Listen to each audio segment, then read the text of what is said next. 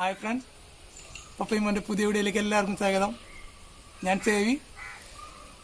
നമ്മുടെ റോസ് ചെടിയിലെ ഒരു 6-7 നിറത്തിലുള്ള പൂക്കൾ നമ്മൾ ബഡ് ചെയ്തെടുക്കുകയാണെന്നുണ്ടെങ്കിൽ നല്ല ചന്തമായിരിക്കില്ലേ. ശരിക്കും മഴവിൽ നിറത്തിലുള്ള പൂക്കൾ നമുക്ക് വിരിച്ചെടുക്കാൻ പറ്റും റോസ് ചെടിയിൽ. അപ്പോൾ അതിനുള്ള കിടിലൻ ഐഡിയ എന്താ വെച്ചിട്ടുണ്ടെങ്കിൽ, ഇതുപോലെയുള്ള പൂക്കൾ, ഇതിപ്പോൾ ഞാൻ പൂക്കടയിൽ നിന്ന് മേടിച്ചിട്ടുള്ള പൂക്കളാണ് കേട്ടോ. അപ്പോൾ ഇതുപോലത്തെ പൂക്കൾ ഉപയോഗിച്ചിട്ട് നമുക്ക് 6-7 എത്ര വേണേൽ കളറുകളുള്ള പൂക്കൾ നമുക്ക് നമ്മുടെ റോസ് വെച്ചിൽ വിരിച്ചെടുക്കാൻ പറ്റും. അതാണ് ഇന്നത്തെ വീഡിയോ. അപ്പോൾ വീഡിയോ മുഴുവനായിട്ട് കാണാൻ ശ്രമിക്കുക, സ്കിപ്പ് ചെയ്യാതെ. അതുപോലെ തന്നെ വീഡിയോ ഇഷ്ടമായെങ്കിൽ എൻ്റെ ചാനൽ നിങ്ങൾ സബ്സ്ക്രൈബ് ചെയ്യുക. അപ്പോൾ നമുക്ക് നേരെ വീഡിയോയിലേക്ക് പോകാം. അപ്പോൾ നമുക്ക് കണ്ട ഇതുപോലത്തെ മുകളങ്ങളാണ് നമുക്ക് എടുക്കേണ്ടത്. ഇതിപ്പോൾ നോക്കി നല്ല ഭംഗിയുള്ള പൂവല്ലേ, കാണാൻ നല്ല രസമായിരിക്കും. അപ്പോൾ ഞാനിവിടെ എൻ്റെ ഇതൊരു നാടൻ റോസാണത്. അപ്പോൾ ഈ നാടൻ റോസിൻ്റെ മുകളിലാണ് ഞാൻ ചെയ്യാൻ പോകുന്നത്. അപ്പോൾ ഞാൻ കഴിഞ്ഞ ഒരു 2 ആഴ്ച മുന്നേ കുറച്ച് ദിവസം ചെയ്തിട്ടുള്ള വർക്കുകളോടെ ഉണ്ട്. ഉണ്ടോ, 1-2 പൊടിച്ചു വരുന്നുണ്ട്. ഇതൊക്കെ ചെയ്തിട്ടുള്ള. പിന്നെ ഇതിൻ്റെ മുകൾ വശം കൊണ്ട് നമുക്ക് വെട്ടിക്കളയണം. ഇതൊരു വർക്ക് ഞാൻ ചെയ്തിട്ടുള്ളതാണ്. അപ്പോൾ എൻ്റെ റോസിൻ്റെ ഇതിൻ്റെ മുളച്ച് വരുന്നുണ്ട്. ഇത് ഞാൻ കുറച്ച് 2 വർഷം മുന്നേ ചെയ്തതാണ് കേട്ടോ. കണ്ടോ, വെള്ള നിറത്തിലുള്ള പൂവ് കണ്ടോ.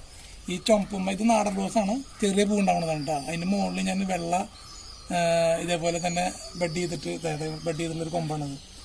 അത് ഇതുമ്പോൾ ഇപ്പോൾ ഒരു 5-6 കൊലകളായിട്ട് ഇപ്പോൾ പൂക്കളുണ്ടായിട്ടുണ്ട്. അപ്പോൾ എനിക്ക് വേണം ഒരു 3 കളറ് ഇപ്പോൾ അതിൻ്റെ 4ാമത്തെ ഇവിടെ ഞാൻ ബഡ് ചെയ്ത് വെച്ചിട്ടുണ്ട്.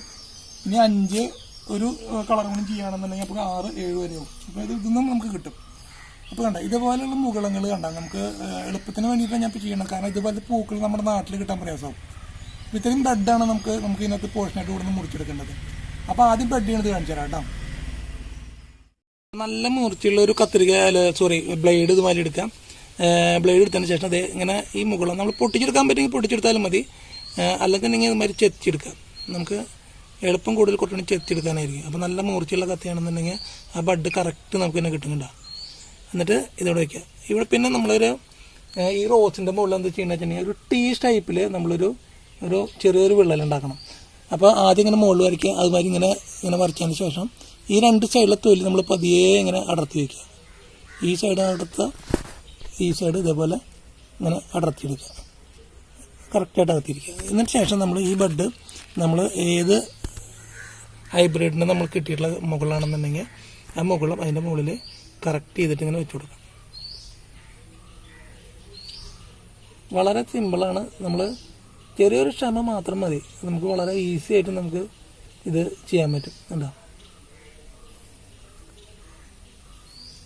ചേർന്നിരിക്കാവുന്ന രീതിയിൽ ഇങ്ങനെ വെച്ച് കൊടുത്തതിന് ശേഷം കൂടുതലധികം ഉണ്ടെന്നുണ്ടെങ്കിൽ അത് തലവെട്ടി കളയാം. എന്നിട്ട് നമ്മൾ ഇതുപോലത്തെ ടൈപ്പായാലും മതി, ഇതുപോലെയുള്ള പ്ലാസ്റ്റിക്കിൻ്റെ ടൈപ്പായാലും മതി, അല്ലാച്ചുണ്ടെങ്കിൽ ഇതുപോലെ ഇൻസുലേഷൻ ടൈപ്പായാലും മതി, ഏതായാലും കുഴപ്പമില്ല. ഇപ്പോൾ നമുക്ക് ഇവിടെ ടൈപ്പ് ഞാൻ കാണിച്ചു തരാം.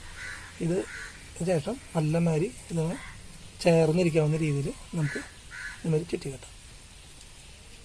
ഈ ബെഡിൻ്റെ വശം ഇത്തിരി ഒഴിവാക്കിയിടണം കേട്ടോ. അത് മൊത്തമായിട്ട് മൂടരുത്. മൊത്തമായി മൂടി കഴിഞ്ഞാൽ നമുക്ക് ആ ബെഡിനെ കേട് വരാനുള്ള സാധ്യതയുണ്ട്. അപ്പോൾ അതുകൊണ്ട് ബെഡ് ഒരു അനക്കം നമ്മൾ ഒഴിവാക്കിയതിന് ശേഷം ഇങ്ങനെ ചുറ്റിക്കെട്ടുക.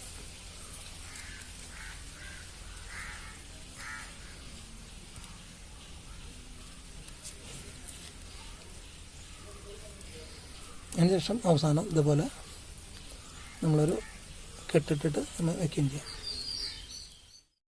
അപ്പോൾ ഇതിപ്പോൾ ഒരു ചുവപ്പിൻ്റെ ആണ് കേട്ടോ. കണ്ട അതിൻ്റെ ഉള്ളിൽ മുകളം നിൽക്കണം. വേണ്ട ഈ മുകളാണ് നമുക്ക് ചെയ്യേണ്ടത് കേട്ടോ.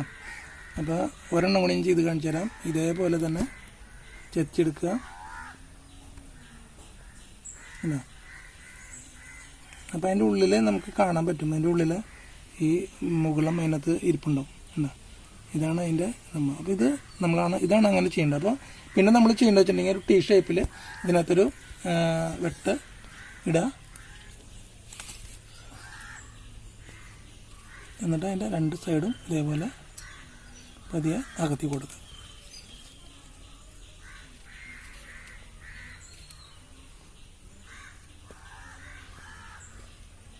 എന്നിട്ട് ഈ മുകളത്തിൻ്റെ മുകൾ വശം അത് കറക്റ്റ് ആവണം കേട്ടോ. മുകൾ വശം അടിവശം തെറ്റിപ്പോരുത്. കാരണം തെറ്റിപ്പോയി കഴിഞ്ഞാൽ അത് എൻ്റെ ബഡ് വരുന്നത് ശരിയാവില്ല. ടോപ്പ് വശം മാത്രം അല്പം ഒന്ന് ചെത്തി കൊടുക്കുക. എന്നിട്ട് നമ്മൾ കറക്റ്റായിട്ട് എൻ്റെ മുകളിലേക്ക് ഇതൊക്കെ അതിൻ്റെ പാർട്സുകളൊക്കെ ഇതിൻ്റെ മുകളങ്ങളൊക്കെ ഭയങ്കര ചെറുതായതുകൊണ്ട് തന്നെ ഹാൻഡിൽ ചെയ്യാൻ അത്രയും പ്രയാസമുണ്ട്. അപ്പോൾ അത് വളരെ സൂക്ഷിച്ച് ക്ഷമയോട് കൂടി ചെയ്യാം. അപ്പോൾ നേരത്തെ ഞാൻ ചെയ്തത് ഒരു പ്ലാസ്റ്റിക്കിൻ്റെ ഒരു ഇത് ഉപയോഗിച്ചിട്ടാണ്. ഇപ്പോൾ ഇതിനകത്ത് ഞാൻ ചെയ്യാൻ പോണത് ഇതേപോലത്തെ ഇൻസേഷൻ ടൈപ്പ് ഉപയോഗിച്ചിട്ടാണ് കേട്ടോ. രണ്ടും പറ്റും, രണ്ടും കുഴപ്പമില്ല. നമുക്ക് ഇതിൻ്റെ ഉള്ളിലേക്ക് വെള്ളം ഇറങ്ങാതിരിക്കുക എന്നുള്ളതാണ് അതിൻ്റെ ഒരു മെയിനായിട്ടുള്ള വിഷയം. പിന്നെ അതേപോലെ തന്നെ ഈ ബഡ് ഇതിന് നല്ല മാതിരി ഇങ്ങനെ ചേർന്നിരിക്കണം. അപ്പോൾ ഇത് രണ്ടും കൂടിയിട്ട് ശരിയാൻ വേണ്ടിയിട്ടാണ് നമ്മളങ്ങനെ ചെയ്യണം. അപ്പോൾ ഒരു മീഡിയം ലെവലിൽ ഇത് വലിച്ചു കിടണം കേട്ടോ. വല്ലാതെ ലൂസാവാനും പാടില്ല, എന്നാൽ വല്ലാതെ മുറുകും വേണ്ട. അപ്പോൾ അങ്ങനെ ഒരു രീതിയിൽ നമുക്കിതിനെ കെട്ടാം.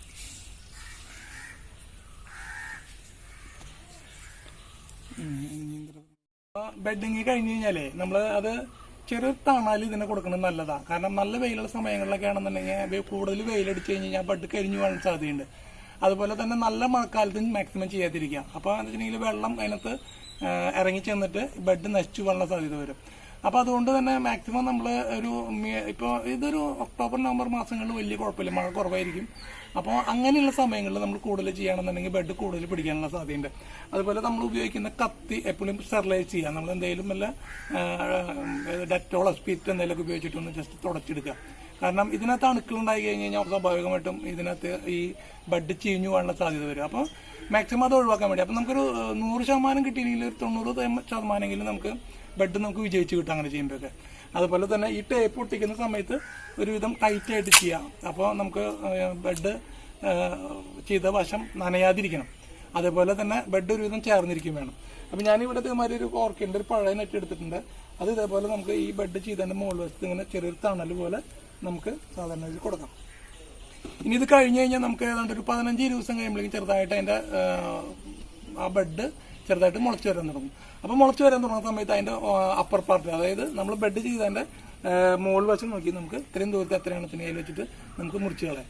അതുപോലെ തന്നെ ഒരു ചെടി നമ്മൾ സാധാരണ നമ്മൾ ബെഡ് ചെയ്യുമ്പോൾ വെച്ചിട്ടുണ്ടെങ്കിൽ ബെഡ് ചെയ്ത കമ്പ് മാത്രം നിർത്തുക റോസിൽ, അല്ലാതെ ബാക്കിയുള്ള കമ്പുകളെ വളരാനായിട്ട് ഒരിക്കലും അനുവദിക്കരുത്.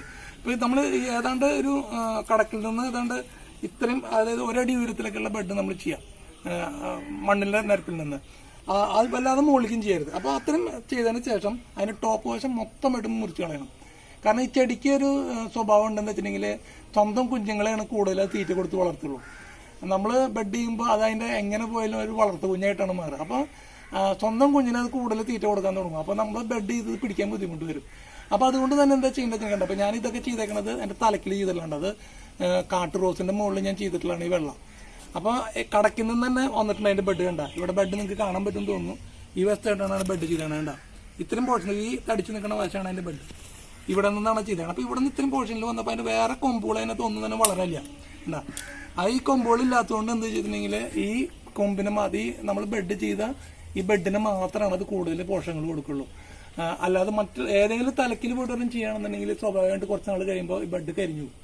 അപ്പോൾ ഒരു തടിയിൽ നിന്ന് കാര്യമായി ഉയരല്ലാതെ, അതായത് ഒരു 5-6 ഇഞ്ച് ഉയരത്തിലുള്ള കമ്പുകൾ ചെയ്യാം. അതുപോലെ തന്നെ ഇതുമാതിരി വല്ലാതെ മൂത്ത കമ്പുമ്പോൾ ചെയ്യരുത്. ഒരു ഇളം പച്ച നിറത്തിലുള്ള കമ്പിൽ ഇതുമാതിരി ചെയ്ത് നോക്കുക. ഒരു 90% വരെയൊക്കെ വിജയിക്കും ബെഡ്. റോസിൽ വളരെ എളുപ്പമാണ് നമുക്ക് ചെയ്യാനായിട്ട്, ബെഡ് ചെയ്യാൻ വളരെ എളുപ്പമാണ്.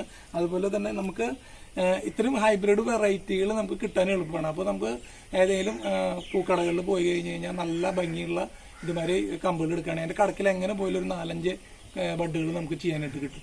വളരെ 10 രൂപയുള്ള ഇതുമാതിരി ഒരു കമ്പനി. അപ്പോൾ നിങ്ങളിങ്ങനെ ചെയ്ത് നോക്കുക.